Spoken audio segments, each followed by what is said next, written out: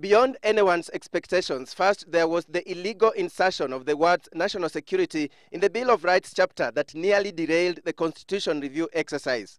Then came the High Court ruling that declared Kadhi courts illegal outside the 10-mile coastal strip. Shortly thereafter, there came the saga of funds for civic education, with the Ministry of Finance being accused of frustrating the exercise. And immediately after the resolution of the civic education fund saga, the blast at Uhuru Park. In the name of Jesus. Analysts who would ordinarily differ on the pros and cons of the proposed constitution agree that something could be happening behind the scenes. All these things are choreographed. There are people who have meanwhile been resisting.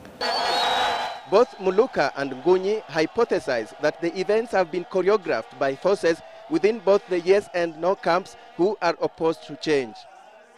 Because it's going to destroy the only order that has looked after them well. They do not know what the new order promises. Hence, the fight is moving away from the two colors, the green and the red. It is becoming a fight of the haves against the have-nots.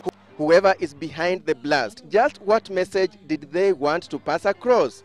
We will do everything we can to make sure that this does not happen and that the price of doing it is going to be very high. They can start saying that, you see, this thing is dividing us, that you can see this thing is generating violence, that you can see this thing is undesirable, that therefore the president should discontinue the process. So comes the question, what is the impact of this on the review process? This process is proceeding on the capacity of its own fuel, of its own energy, and there's no force in the world which is strong enough to derail it. But for Ngunyi, the events are a telltale sign of a botched process that must be stopped. If there was consensus, then the forces that seem to have gone underground will be playing right on top.